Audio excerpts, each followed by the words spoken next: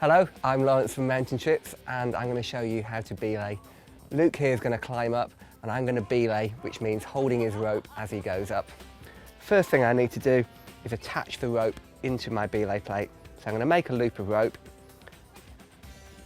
thread it through the belay plate, and then clip the loop of rope into the carabiner. Screw up the carabiner. I'm then going to pull the rope tight as Luke gets ready to climb. There are two bits of rope that are coming out of my belay plate. This end, if I followed it all the way down, it would get to a dead end in a rope. So this end is called the dead end. And this end, if I followed it all the way up and then back down again, it's attached to Luke. So this is called the live end. We never let go of the dead end when we're belaying, and that is like the mantra, the golden rule of belaying. You should never let go of this rope. So what we have to do, we have to come up with a system where we can pull the rope tight without letting go of the rope.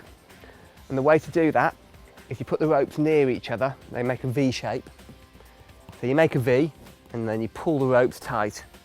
And then you bring the rope down to this position. When the rope is down in this position, it won't slide through the belay plate. So you lock it off and then you have to swap your hands over to go back to the start. There's a little rhyme that you can do when you're explaining this. So you make a V, bring it to your knee, 1, 2, 3. And that way I'm keeping the rope tight on the climber and I'm never letting go of the dead end as the climber heads up. The faster he climbs, the quicker I have to belay. But I'm never letting go of the rope as he goes up. If he's waiting and he's not going anywhere, I just keep the rope locked off down by my knee. If the climber stops and has a break, I'm just going to keep both hands on the dead end of the rope and have it locked off so the rope is down to my knee.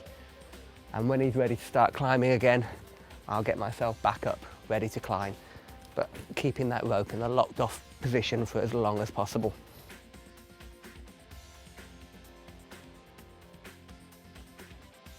My job as a belayer is to make sure that Luke, my climber, stays safe, but I'm not trying to pull him up the rope.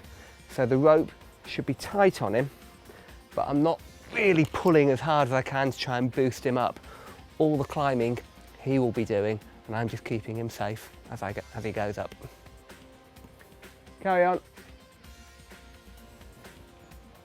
And that is how to belay.